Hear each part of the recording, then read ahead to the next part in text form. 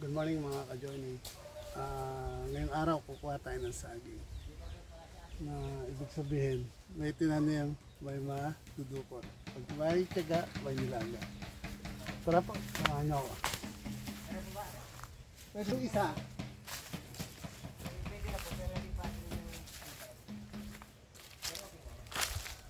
Ito pang-uwi Manila. Pang-uwi ng Manila.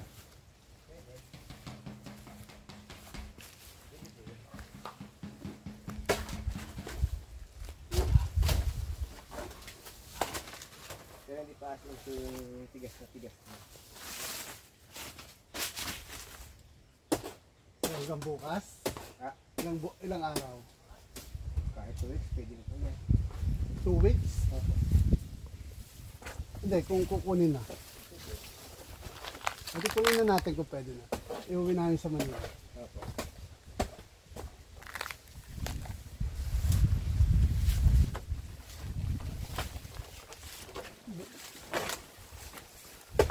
Yan.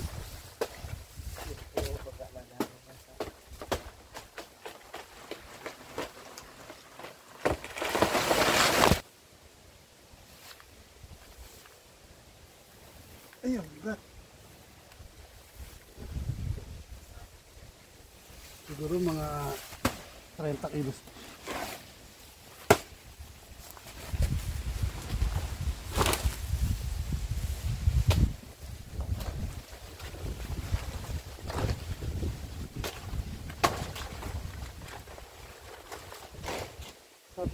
Sabi nila wag muna daw buwalin. Iyaan. Para daw yung sabaw niya, sumutubig pa din sa mga. Ayun yung sabi. Kayo ba, ano experience? Diretso na?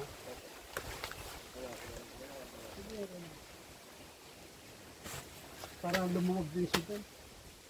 Sabi yung stick. Ayun, yung sabaw niya. Yun yung sinasabi nila. Pag mo lang puputulin sa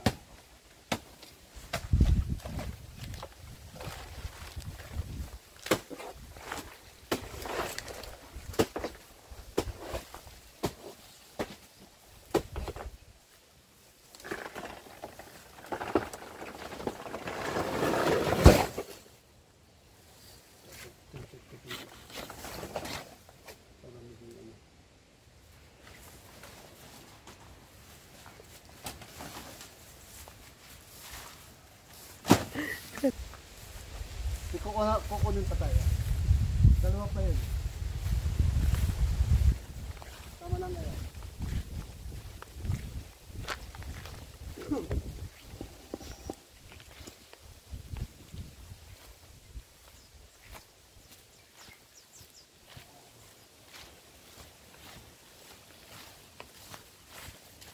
Yung tinanim ko, at ganun. Ha? Payat. Tapos yung nandun nagtanim pa ako rin, no? Namatay. Puro ka din.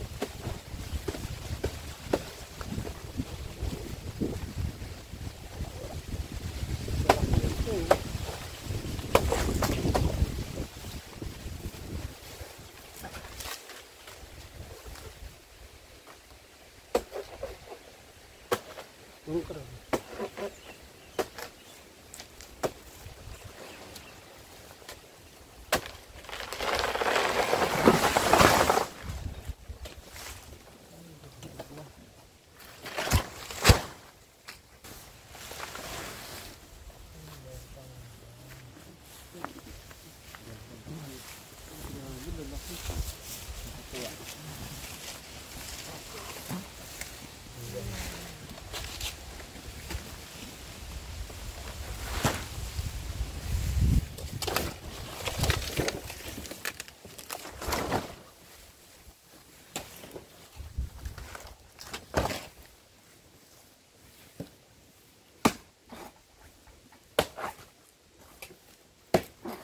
Bagsak ang halaman ni Bella.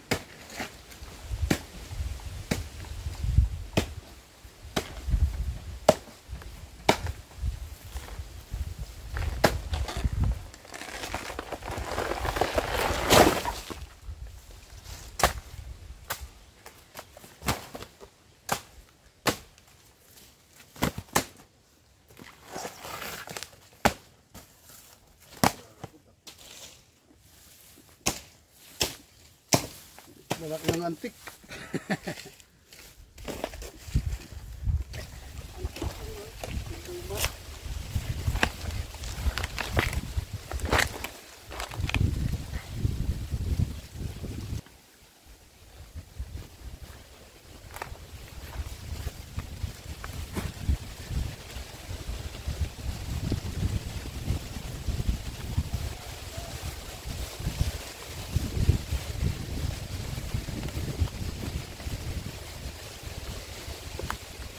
Po yung saging na nakuha.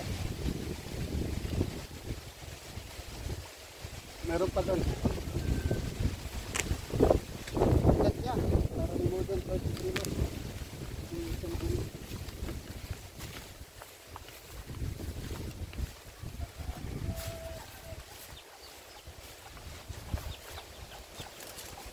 Tignan niyo po mga ka-Johnny. Sobrang laki. Lalo na kung naalagaan sana. Ay.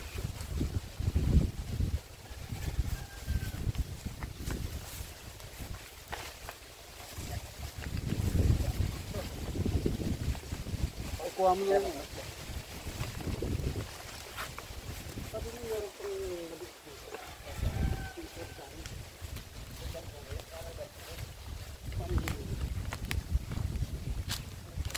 Meron sila.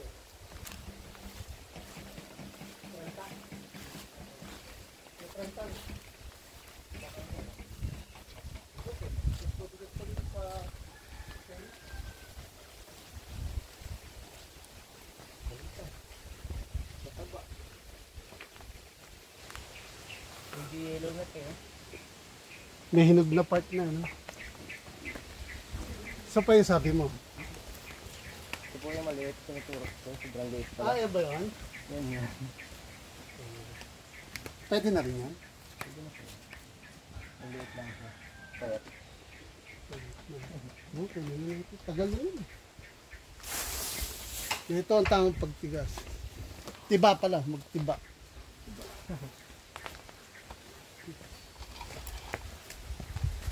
Ito, tamang pagtiba. Kung nasan daw po yung bigat ng puno, ay ng bunga, doon mo tatagayin. Para babagsak siya ng dahan-dahan. Wag dito, kasi bigla siyang babagsak.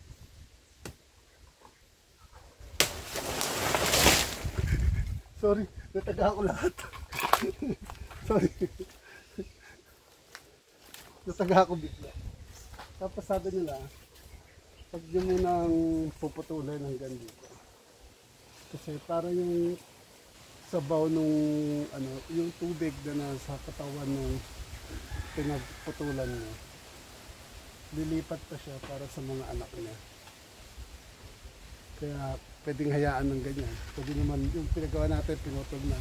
Kasi masyado ng crowded yung area. So, naputol na natin sa baba. Pero ito hindi muna natin puputol.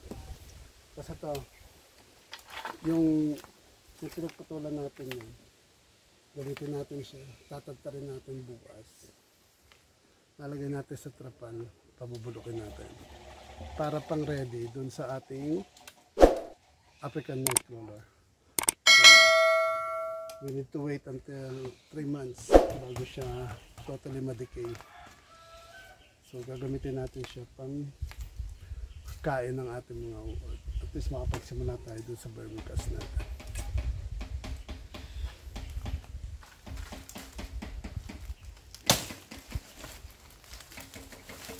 Ito medyo payat to. Kasi unang-una, compare dun sa dalawang nakuha natin, na kompleto yung araw niya, mayroon siyang enough space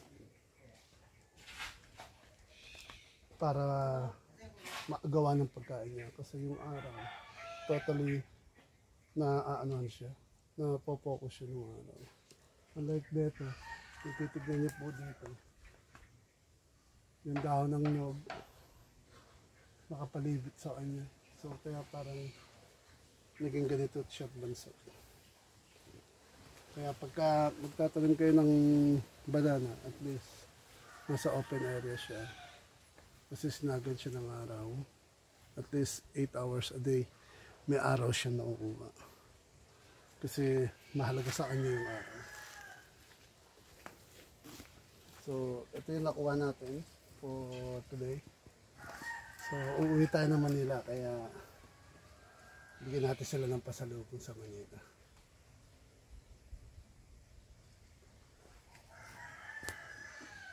So, dito na lang yung video tungkol sa pagpitas natin ng saging. So, I hope marami pa tayong mapipisa. Maghihintay lang tayo ng few months. Ang bilang ko ay nasa 15 pieces yung puno na may bunga. So, makatatlo tayo. So, meron pa tayong 12. So, just wait. Magpipitas ulit tayo. Samahan nyo ako. Have a nice day. Sa mga first time na nakapanood ng video, please do subscribe and just hit the notification bell para lagi kayong updated. Thank you for watching. Have a nice day. Siya nga pala, yung kasama natin kumuha ng saging is si Justin. So, isa na rin siya sa mga biyasa na pag ng saging. Yung mga diskarte nila. So, sinashare nila sa atin since kasama natin sila dito sa farm. And then, siya rin yung isa sa mga katuwang natin sa pag aayos ng bahay. So, again, salamat and have a nice day.